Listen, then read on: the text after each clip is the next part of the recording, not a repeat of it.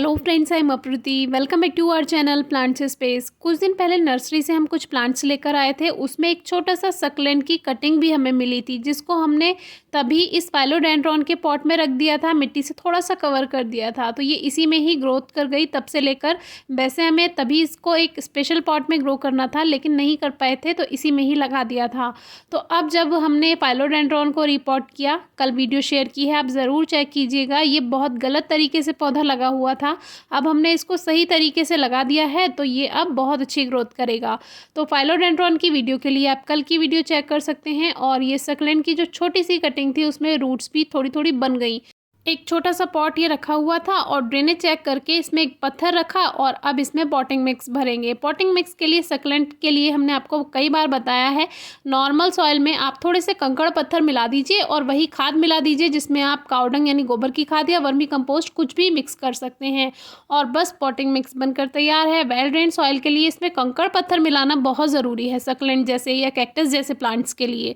तो अब हमने इसमें ये पॉटिंग मिक्स भर दिया और जो छोटी सी कटिंग थी उसको इसमें शिफ्ट कर देंगे। बहुत से लोग इसको लक्ष्मी कमल या कृष्ण कमल के नाम से जानते हैं, लेकिन ये एक सक्लेंट है, तो आप जिस भी नाम से जानते हो, इसको एचिवेरिया की एक वैरायटी कहेंगे।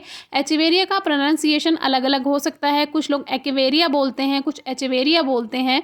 और एचिवेरिया में भी डिफरेंट वैरायटी होती हैं, जिनमें से ये एक है। और नर्सरी में यानी लोकल लैंग्वेज में इसको कृष्ण कमल या लक्ष्मी कमल के नाम से ही आजकल सेल कर रहे हैं, जबकि ऐसा नहीं है। ये एक सक्लेंट है, इस बात का ध्यान रखिए। ये नॉर्मल प्लांट्स की तरह ग्रो नहीं किया जाता।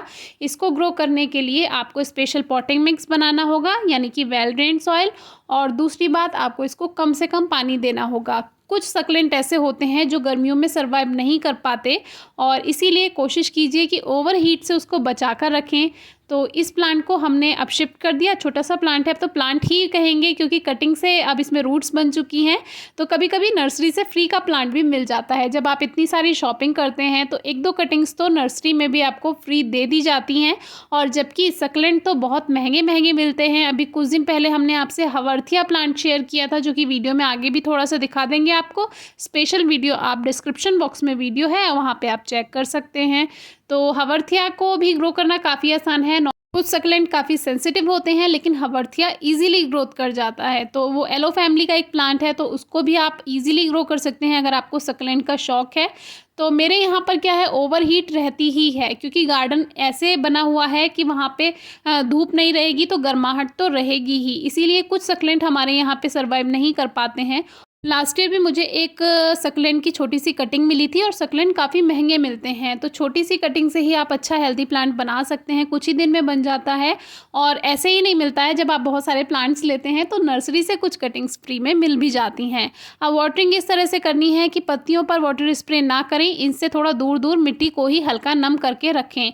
बहुत ज़्यादा पानी की रिक्वायरमेंट नहीं होती है, क्योंकि इनकी पत्तियों में, इनके स्टेम में ऑलरेडी वाटर कंटेंट होता है, तो पानी की बहुत ज़्यादा इसको ज़रूरत नहीं होती है। डायरेक्ट सनलाइट की भी कोई रिक्वायरमेंट नहीं होती है, ब्राइट लाइट मिलती रहे, यानी तेज़ रोशनी, उसमें ही बहुत अच्छी ग्रोथ कर जाते हैं। ये है वो हवर्थिया, जो कि कुछ ही दिन पहले हमने एक पूरा इसका पॉट था छोटा सा, उसी से इतने सारे प्लांट्स अलग अलग करके हमने बनाए हैं। क्योंकि कभी कभी ऐसा होता है कि एक प्लांट में ओवर मॉइस्चर हो जाए तो वो पूरा ही ख़त्म हो जाएगा। तो कोशिश कीजिए एक से ज़्यादा प्लांट आप अपने गार्डन में बनाकर रखें, तो अगर एक प्लांट बेकार हो भी जाता है तो आपके पास दूसरा प्लांट अवेलेबल रहे। तो ये था हमारा एक छोटा सा सक्लेंट, जो कि हमने कटिंग से तैयार किया। जल्दी ही ये हेल्दी हो जाएगा। अब आगे देखते हैं गर्मियों में सर्वाइव कर पाता है या नहीं। Thank you.